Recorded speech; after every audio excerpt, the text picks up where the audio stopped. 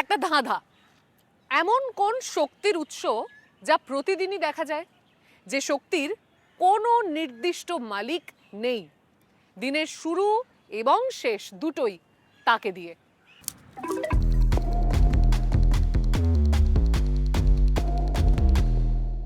উত্তরটা হলো সূর্য।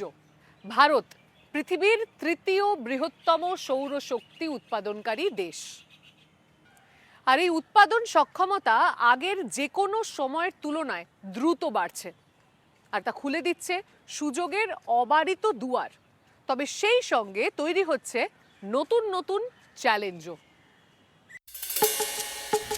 এই ঘাস কাটার মেশিন পেট্রোল বা কোনো বৈদ্যুতিক তার ছাড়াই চলে। একটি পাতা শুকানোর যন্ত্র যা সূর্যের চেয়েও বেশি কার্যকর, কিন্তু দূষণ ছাড়াই চলছে। আর এই পাম্প চলে সৌরশক্তিতে। গ্রামের পুকুরের আবর্জনা টেনে পাড়ায় নিয়ে এসে ফেলে। তবে এই আবিষ্কার কোনো বিদগ্ধ বিজ্ঞানী নয়, করেছে স্কুলের ছাত্রছাত্রীরা। কিভাবে? আমরা এখন ঝাড়খণ্ডের বোকারো জেলার দান্তু গ্রামে। এখানকার ক্লাস 2 হাই স্কুলের শিক্ষক অনিমেষ চন্দ্র। পরিবেশ বান্ধব প্রযুক্তির প্রতি তার গভীর আগ্রহ। তার দেখানো পথেই ছাত্ররা এই সাফল্য পেয়েছে। 3.7 ভোল্টের ব্যাটারি হলে পুরো চার্জ হবে না। প্রায় 4.1 থেকে 4.2 ভোল্ট থাকা প্রয়োজন।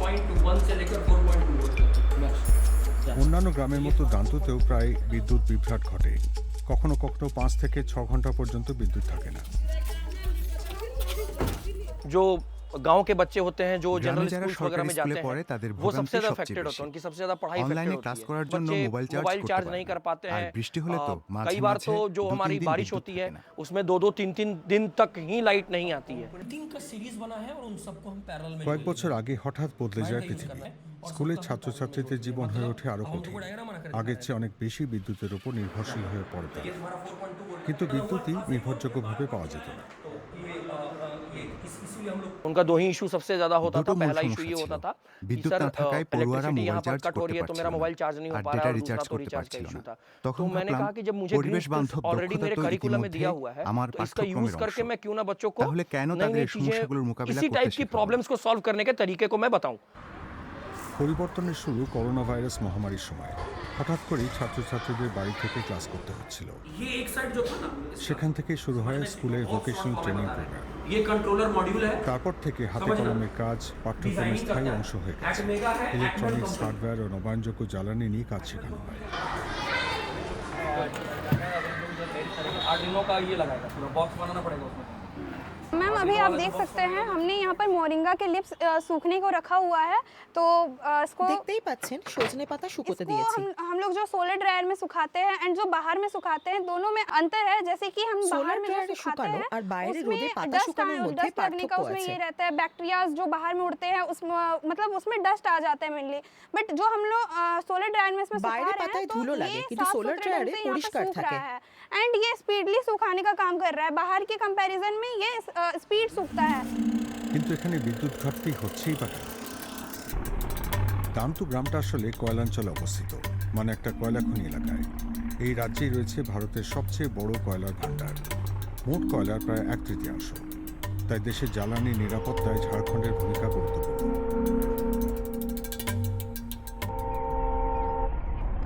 जो हमारा रिन्यूएबल सेक्टर আমরা का জেআরইডিএ हेड অর্থাৎ ऑफिस है ঝাড়খণ্ড जिरेडा, রিনিউয়েবল वहाँ पे এনার্জি जो डायरेक्टर ডেভেলপমেন্ট से हमने এজেন্সির बात किया था পরিচালকের तो সাথে उन्होंने কথা बताया था বলেছি। कि अभी भी তিনি झारखंड জানান में ऐसे ঝাড়খণ্ডের कुछ প্রায় मतलब 1700টা कि गांव গ্রামে है लगभग বিদ্যুৎ নেই। 1700 जहाँ কিছু पे ক্ষেত্রে अभी तक বিদ্যুতের লাইন इलेक्ट्रिसिटी पहुंची থাকলেও नहीं প্রয়োজন মেটানোর और মতো बहुत सारे পর্যাপ্ত ऐसे गांव हैं বিদ্যুৎ जहाँ নেই। पर पहुंची है बट इलेक्ट्रिसिटी अवेलेबल ही नहीं है जितना उनको चाहिए होता है। কয়েক বছর আগে ক্লাসরুমে যেটা শুরু হয়েছিল সৌরশক্তি নিয়ে, সেই উদ্যোগ সারা দান্তুতে ছড়িয়ে পড়েছে। আর ছাত্রছাত্রীরা নিয়মিত সৌরশক্তিতে চালিত যন্ত্র তৈরি ও স্থাপন করে। পাওয়ার ব্যাংক, এমার্জেন্সি আলো ও দরকারি সরঞ্জাম বানায় গ্রামের সৌন্দর্য বাড়ানোর জন্য। যেমন সৌরশক্তি চালিত পুকুর পরিষ্কার করার এই যন্ত্র। ये हम लोग का जब हम लोग इसको ऑपरेट करेंगे, इसको जब পুকুরে हम लोग নিয়ে গিয়ে तालाब এটা में ले চালু করি। जाएंगे और जब हम এর लोग का কাজ कचरा হলো सफाएगा तो ये जो আবর্জনাগুলোকে घूम रहा है, এক জায়গায় ये हम लोग টেনে का আনা, कचरा को इधर যাতে लाने का काम পরে करेगा সহজে ताकि हम তুলে लोग নিয়ে आसानी से পরিষ্কার कचरा করা को যায়। इसमें डाल सके। এটা और সব ये जो हम लोग বর্জ্য का টেনে चक्का है নেয়। वो चक्का आधा पानी में रहेगा और ये भी हम लोग का आधा पानी में रहेगा। সোনালী দক্ষতায় তার পরিবার উপকৃত হচ্ছে। বাবা মা নতুন বাড়িতে বিদ্যুতের কাজ ওই করছে, এতে টাকা পাচ্ছে। তার উপর পাড়াপড়শিদের জন্য ছোটখাটো মেরামত করে কিছুটা আয়ও করছে। মেয়ের সাফল্যে গর্বিত সোনালীর বাবা। गर्व यही है कि जब जो हमको আগে কিছু ঠিক করতে হলে 500 रुपये ही যদি मतलब 5 अगर টাকাও किसी লাগতো, मिस्त्री को देते সেটা এখন আর तो मेरा লাগছে पैसा না। बच रहा है। বাড়িতে বাল্ব घर का নষ্ট जो ये হলে बल्ब ও जो নিজেই खराब ঠিক हो করে रहा है দেয়। वो बना তাই रहा है, মেরামতির খরচও বেঁচে वो तो যায়। मेरा पैसा बच रहा है। গত কয়েক বছরে পুরো গ্রামটাই বদলে গেছে। সৌরবাতির কারণে বাজারের ছোট দোকানগুলো এখন সন্ধ্যের পরেও খোলা রাখা যায়। बेच रहे हैं সৌরবাতিগুলো অপর্ণা কুমারী ও তার বন্ধুরা সরবরাহ করেছিলেন। ऑन करो স্কুলের গণ্ডি পেরিয়ে ক্লাসের শিক্ষাগুলো কাজে লাগিয়ে নিজেদের ব্যবসা শুরু করেন তারা। तो मुझे लगता है कि अगर किसी के पास भी গ্রামে ऐसा कोई সাধারণত स्किल বলে है जो যে कि वो মেয়েরা छोटे से ही কারিগরি अगर বা उस स्किल के যন্ত্রপাতির थ्रू কাজ कुछ করতে कमा रहा পারবে है না, तो কারণ তারা वो उसके लिए উপযুক্ত নয়। बेटर होगा, क्योंकि কিন্তু लड़कियों আমরা को দেখিয়ে जनरली দিয়েছি गांव में যে बोला जाता আমরাও है এই कि आप ক্ষেত্রে लोग কাজ করতে टेक्निकल के পারি, लिए এর टेक्निकल থেকে फील्ड के लिए অর্থ नहीं हो। উপার্জন করতে बट हमने এবং ये प्रूव স্বাবলম্বী किया है হতে कि हम পারি। टेक्निकल फील्ड में जाके और पैसा कमा के इंडिपेंडेंट बन सकते हैं। এখন গ্রামের বেশ কয়েকজন নারীও সোলার টেকনিশিয়ান হিসেবে কাজ করছেন। অপর্ণা ও স্কুলের বর্তমান ছাত্রছাত্রীরা তাদের প্রশিক্ষণ দিয়েছেন।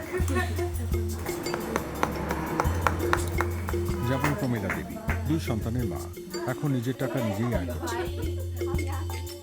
मेरा फैमिली से कोई कुछ नहीं আমার बोला পরিবার और বাধা अगल দেয় बगल के लेडीज কিন্তু लोग बोलती थी আশেপাশের कि ये নারীরা सारा বলতো এটা काम পুরুষদের फालतू কাজ। है, ये জিজ্ঞাসা जेंट्स করতো लोग को करने का মেয়েরা काम বাইরে है। গিয়ে এসব तो কাজ কেন করছে? लेडीज लोग क्यों বলতো, जाती है কোনো बेकार, দরকার নেই, বাড়িতে इन लोग থাকো, से क्या होगा? চাষবাস বা ঘরের কাজ फालतू করো। कुछ नहीं होगा, ये सब हम लोग का करने का नहीं है, चुपचाप কিন্তু এখন घर কি में काम করছি करो, धान সেটা काटो, দেখে ये বুঝতে सब পারি बोलती थी যে लेडीज আমরা लोग। সত্যিই बस কিছু जब अभी করতে हम लोग পেরেছি। कर लिए तो उन लोग को लग रहा है कि हाँ इन लोग कुछ किए। কুমুদ দেবীর জীবনটাও পাল্টে গেছে। পেশায় কৃষক, পুরোপুরি আবহাওয়ার উপর নির্ভরশীল ছিলেন। বৃষ্টি না পড়লে ফসলে জল দেওয়া ভীষণ কষ্টসাধ্য কাজ ছিল। তবে মেয়ে স্কুলে প্রশিক্ষণ নেওয়ার পর থেকে তার পরিস্থিতি বদলে যায়। জলের অনেক সমস্যা ছিল। सोलर তারপর प्लेट আমরা बैठाए हैं तो उसमें সৌরশক্তি ज्यादा চালিত कर रहा পাম্প है, বসাই। लगा रहे हैं, खेती को उपजा रहे এখন हैं। মাঠে আরো বেশি জল পৌঁছায়। पहले दिक्कत আমার से মেয়ের अभी সাথে सुविधा 6 জন हुआ এই है। কাজটা করছে। खेती बाड़ी को খুবই ভালো लगाए কাজ हैं, হচ্ছে। मेरी बेटी छोटा এখন लड़की আগের মতো इसमें অনেক काम कर সমস্যা रहा है, আর तो নেই। अच्छाई से काम कर रहा है। তবে গ্রামে পুরোপুরি সৌর বিপ্লব এসে গেছে সেটা বলা যাবে না, যদিও এখন সৌরশক্তি চালিত নানা যন্ত্র ও সন্ধ্যার আলো দেখা যাচ্ছে। স্থানীয় প্রশাসন সবেমাত্র সৌরশক্তির দিকে ঝুঁকছে।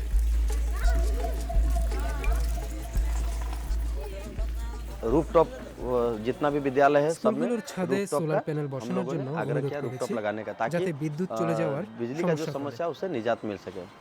मेरे गांव में एक আমাদের গ্রামে একটা মন্দির আছে आयुष्मान যেখানে आरोग्य मंदिर সন্তান भी है, প্রসবের জন্য একটা जिसमें अभी প্রাথমিক हम लोगों ने স্বাস্থ্য কেন্দ্র डिलीवरी চালু का भी করেছি। सुविधा है उसमें, तो हम लोगों ने उसमें भी रूफटॉप का সেখানেও ছাদে लगाने সোলার का প্যানেল বসানোর পরিকল্পনা काम করেছি যাতে करने কোনো जा रहे हैं, जिससे ব্যাঘাত না कि ঘটে।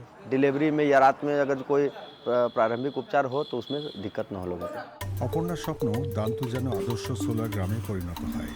ভারতের লক্ষ্য 2070 সালের মধ্যে নেট জিরো গ্রিনহাউস গ্যাস নিঃসরণ করা।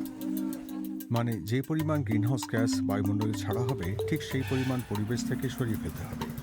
কিন্তু এগুলো উৎপাদন না করাই ভালো। তাই ভারত সরকার সবাইকে সৌরশক্তিতে বিনিয়োগে উৎসাহ দিচ্ছে। अगर आप 1 किलोवाट से 3 किलोवाट सिस्टम अगर ধরুন, लगाते 1 हैं तो কিলোওয়াট থেকে गवर्नमेंट 3 কিলোওয়াটের 30% का সিস্টেমে सब्सिडी গেলে देती है সরকার आपको। 30% तो उस तरह से ভর্তুকি अगर कोई দেবে। लगवाने का কেউ इंटरेस्टेड ব্যবসা है শুরু या করতে फिर চাইলে कोई স্টার্টআপের জন্য क्या অর্থ बोलते हैं সাহায্যের व्यवसाय সুযোগও खोलना আছে, चाहता है, तो যাতে ऐसे बहुत सारे নবায়নযোগ্য स्टार्टअप्स জ্বালানি का ও भी फंडिंग পরিবেশ करते বান্ধব हैं দক্ষতার ताकि মাধ্যমে মানুষ लोग পরিবেশ বান্ধব रिन्यूएबल কাজ एनर्जी के বেছে थ्रू, নিতে ग्रीन পারে। स्किल्स के थ्रू, ग्रीन एनर्जी के थ्रू या ग्रीन जॉब्स की ओर आगे बढ़ेंगे। অনিমেষের কাছে প্রযুক্তিগত বা কারিগরির প্রশিক্ষণ বেশিরভাগ ক্ষেত্রে মেয়েরাই নিয়েছেন। 700 জন শিক্ষার্থীর মধ্যে 80% মেয়ে। দান্ত কি অন্যান্য গ্রামের জন্য একটা মডেল হয়ে উঠতে পারে? অবশ্যই, তবে সব গ্রামে অনিমেষ চন্দ্রের মতো দায়িত্ব নিয়ে হাতে কলমে কাজ শেখানোর শিক্ষক তো আর নেই। ভারতে প্রতি বছর প্রায় 2,60,00,000 শিশুর জন্ম হয়, আর এর মধ্যে প্রায় 50 লক্ষ শিশু জন্মের 1 মাসের মধ্যেই মারা যায়। শুধুমাত্র একটি সাধারণ ইনকিউবেটরের সাহায্যে এমন অনেক শিশুর প্রাণ বাঁচানো সম্ভব। কিন্তু এক্ষেত্রে শুধু ইনকিউবেটর থাকলেই চলবে না, থাকতে হবে তা চালু রাখার মতো নির্ভরযোগ্য বিদ্যুৎও। ছোট্ট নাজমা সময়ের 3 মাস আগেই জন্ম নিয়েছিল। এই ইনকিউবেটর জীবন বাঁচিয়েছে। এখানে এমন এক পরিবেশ তৈরি করা হয় যেখানে তাপমাত্রা ও আর্দ্রতা নিয়ন্ত্রিত থাকে। মাতৃগর্ভের মতোই তার শরীরে বেড়ে ওঠার জন্য যা দরকার এখানে সবই পায় সে। ক্যামেরুনের ফুম্বো শহরের এই হাসপাতালে ইনকিউবেটরগুলো সবসময় চালু থাকে, তবে তা কিন্তু স্বাভাবিক নয়, কারণ এখানে প্রায়ই বিদ্যুৎ বিভ্রাট হয়। এই হাইব্রিড ইনকিউবেটরের আগে আমদানি করা ইনকিউবেটর ব্যবহার করতাম, কিন্তু বিদ্যুৎ চলে গেলেই সেগুলো বন্ধ হয়ে যেত। আর এগুলো ক্যামেরুনেই বানানো, সৌরশক্তি চালিত ব্যাটারি এবং সাধারণ বিদ্যুৎ দুটো দিয়েই চালানো যায়। ভাবনাটার পেছনে রয়েছেন উদ্যোক্তা সের্জে জিজু। একবার এক মাকে দেখেছিলেন বিদ্যুৎ চলে যাওয়ায় তার 5 সন্তানকে হারাতে। এই মর্মান্তিক ঘটনাটা তাকে পদক্ষেপ নেওয়ার অনুপ্রেরণা দেয়। On a tout de suite compris que pour faire une solution locale qui tienne, il fallait আমরা জানতাম s'appuyer sur une কার্যকরী énergie সমাধান চাইলে renouvelable, নবায়নযোগ্য sur une জ্বালানি énergie bon ব্যবহার করতেই marché হবে। et এটা sur une সস্তা ও énergie নির্ভরযোগ্য, stable. তাই Donc on a সৌরশক্তি opté pour বেছে le নিই। solaire.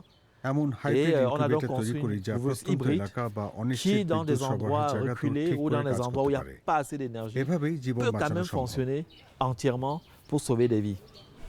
স্থানীয়ভাবে তৈরি ইনকিউবেটরগুলো দীর্ঘমেয়াদী কর্মসংস্থান সৃষ্টি করছে। 2 বছর আগে ইয়াউন্ডেতে শুরু হয়েছিল মা ওয়াও ইনকিউবেটরের উৎপাদন। মডেলগুলো কার্যকর প্রমাণিত হয়েছে। এখন পর্যন্ত 200টারও বেশি বিক্রি হয়েছে।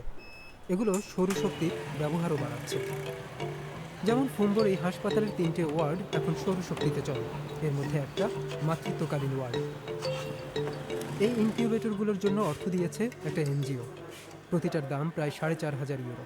টাকাটা অনেক, কিন্তু যে অসংখ্য জীবন বাঁচানো হয়েছে তার তুলনায় কিছু না। নাজমাও এখন সুস্থ হয়ে উঠছে।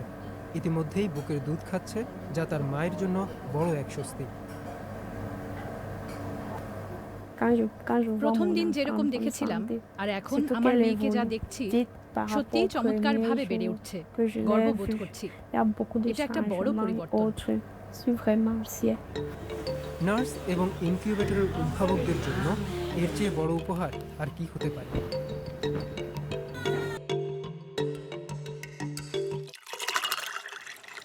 তৃষ্ণা মেটানো অথবা গাড়ি চালানো, আখের রস দুইই পারে। ডিস্টিলারিতে গেলে এটিই হয়ে ওঠে ইথানল। এই জৈব জ্বালানি পেট্রোলের মতোই কাজ করে, কিন্তু দূষণ হয় অনেক কম। ভারত সরকার তাই এর ব্যবহারে জোর দিচ্ছে। পাম্পের তেলে 10 থেকে 20% ইথানলের মিশ্রণ থাকে, কিন্তু সমস্যা হলো বেশিরভাগ গাড়ি ইথানল উপযোগী নয়। কিছু চালক ইঞ্জিনের ক্ষতি নিয়ে চিন্তিত। চাষিদের জন্যও রয়েছে চ্যালেঞ্জ। তাহলে ইথানল কি সত্যি প্রকৃতি বান্ধব জ্বালানি? বাস্তবতা কিছুটা জটিল।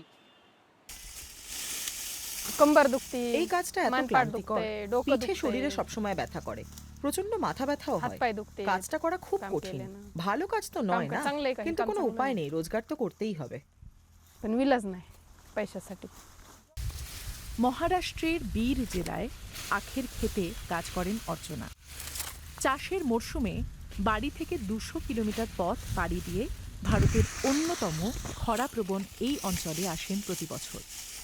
বছরের পর বছর বৃষ্টিপাত কমছে, তবুও গত 1 দশকে আখ চাষের জমি 1,80,000 হেক্টর থেকে বেড়ে 3 লাখ হেক্টর হয়েছে। এই ফসল শুধু চিনি তৈরির জন্য ব্যবহার হয় না, ভারত সরকার জৈব জ্বালানিকে প্রাধান্য দিচ্ছে, তাই ইথানল উৎপাদনেও ব্যবহৃত হচ্ছে আখ। ইতিমধ্যে 2025 সালে জৈব জ্বালানির উৎপাদন বেড়ে 11 বিলিয়ন লিটারেরও বেশি হয়েছে। তাই আখের চাহিদাও বাড়ছে, কিন্তু এটা চাষ করতে বিপুল পরিমাণে জল লাগে। ফসল বাঁচিয়ে রাখতে কৃষকদের মাটির আরও গভীর থেকে জল তুলতে হচ্ছে। তবু অনেকের জন্যই আখ একমাত্র স্থায়ী আয়ের উৎস। অনিল টিপালির মতো কৃষকদের কাছে আখ চাষ এখন আর ইচ্ছার বিষয় নয়, বেঁচে থাকার তাগিদ এটা।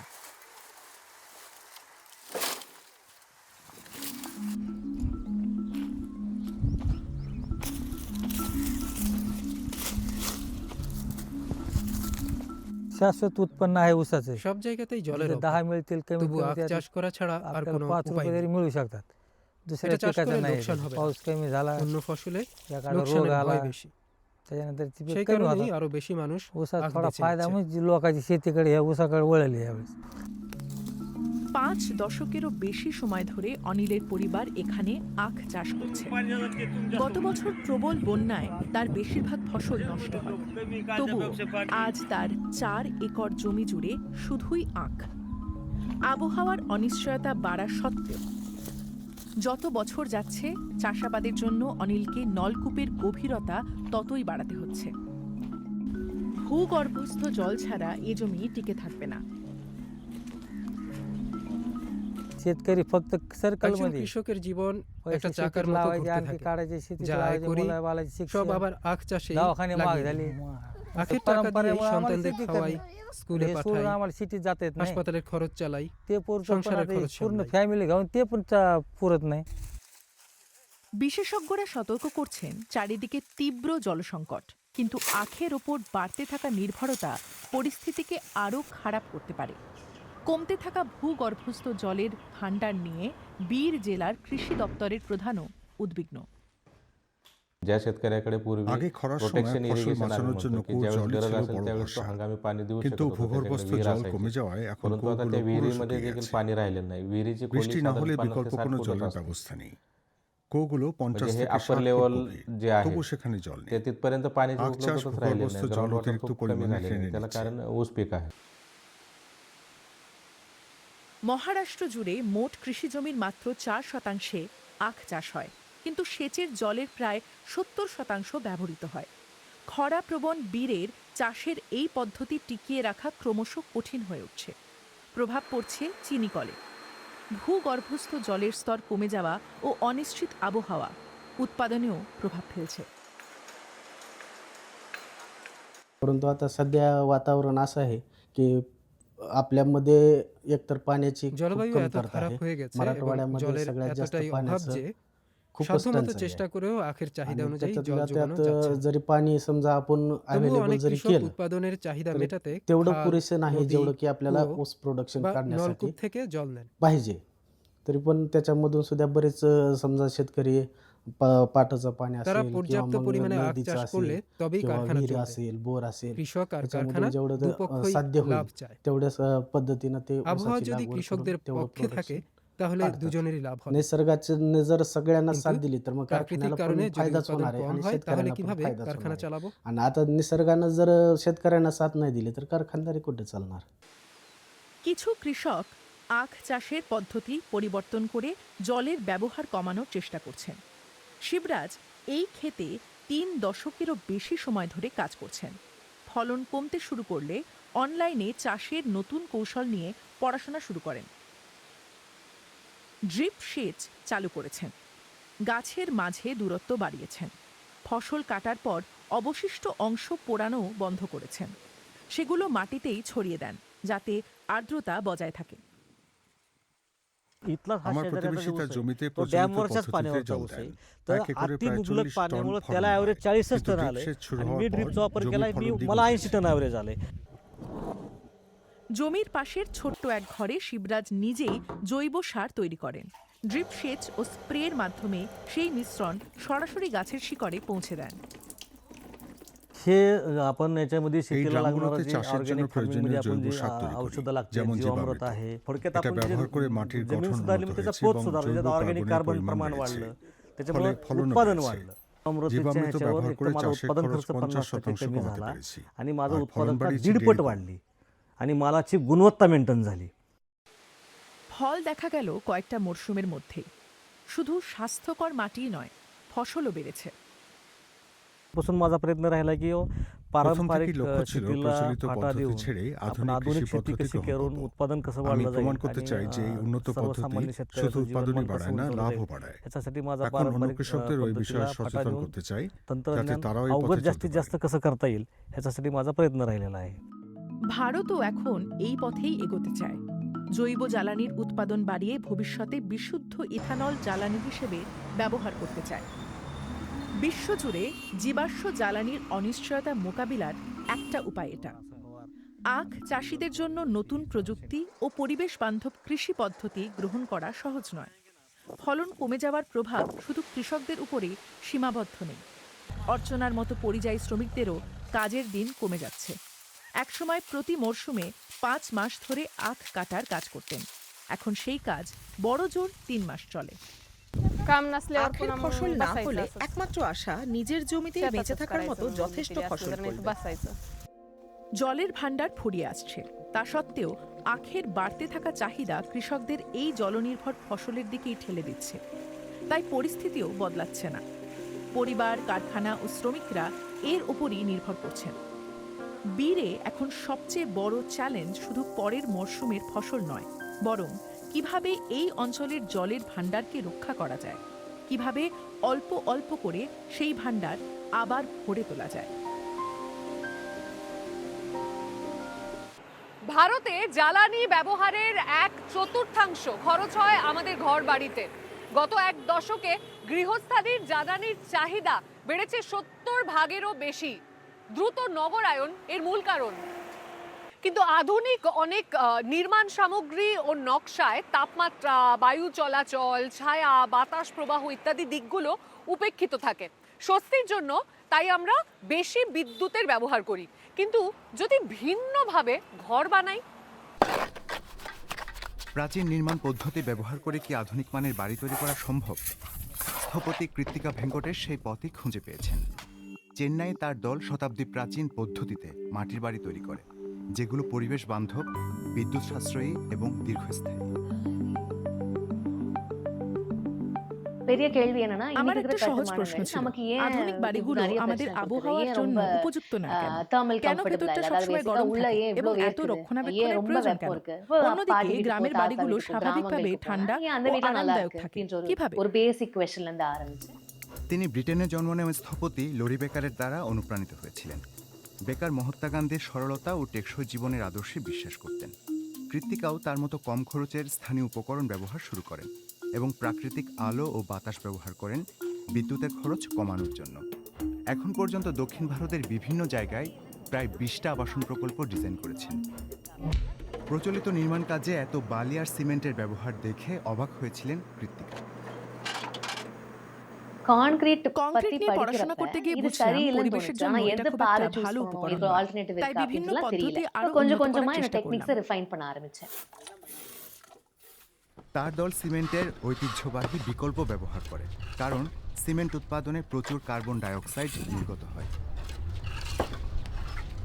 ஆக்சுவலா சிமெண்டோட ரா மெட்டீரியல் চুনাপাথর দিয়ে তৈরি হয়, তাই সিমেন্টের বদলে পুরনো প্রথার চুন ভিত্তিক মিশ্রণ রা மெட்டீரியல் யூஸ் பண்றோம்। প্রথমে কাঁচা চুনাপাথর সংগ্রহ করি, তারপর সেগুলো তীব্র তাপে গরম অর্থাৎ ক্যালসিয়াম, அதை வந்து நம்ம தாளிப்பாங்க। এরপর এটিকে হরিতকি গাছের ফল থেকে তৈরি গাজানো জল ও গুড়ের সাথে মেশানো হয়। এই প্রাকৃতিক মিশ্রণটাই সিমেন্টের বদলে জোড়া লাগানোর উপকরণ হিসেবে ব্যবহার করা হয়। মিক্স பண்ணி সিমেন্ট மாதிரி யூஸ் பண்ணுவாங்க ব্রিক লে பண்ணதுக்கு। বাড়ির ভিতের জন্য ইস্পাতের কাঠামো, পাথরকুচি আর সিমেন্টের বদলে ব্যবহার করা হয় গ্রানাইট। দেয়াল তৈরি করা হয় মাটির ইট দিয়ে।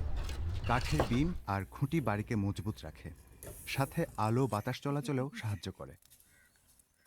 பக்கத்துல எல்லா இடத்துலயும் சுண்ணாம்பு கிடைக்கும்.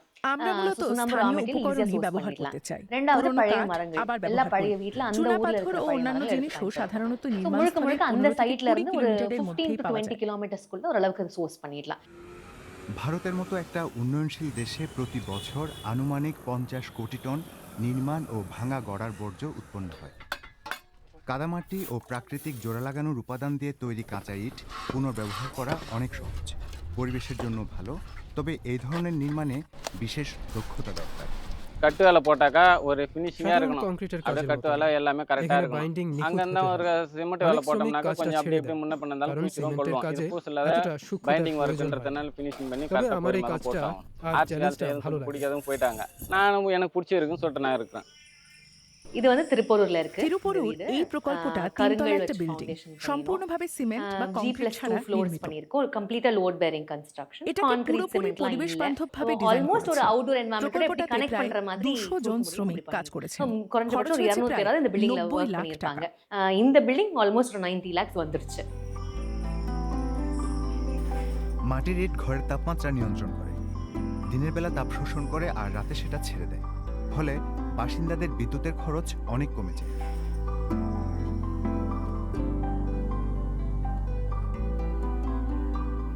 আমার মতে মানুষের পছন্দ বদলাচ্ছে।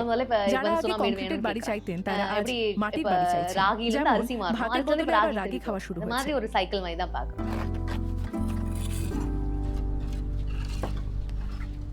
আমি চাই আমাদের ভবিষ্যৎ শহর হবে শান্ত ও যান্ত্রিক কোলাহল মুক্ত।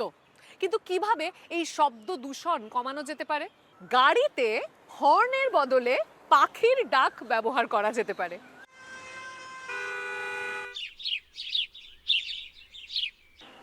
এই আইডিয়াটি আমাদের পাঠিয়েছে 10 বছরের এক শিশু। আপনার কাছেও কি এমন অভিনব সমাধান আছে? তাহলে আপনার ভাবনাও জানাতে পারেন আমাদের। আবারও দেখা হচ্ছে আগামী সপ্তাহে। ততদিন ভালো থাকবেন, সুস্থ থাকবেন। নমস্কার।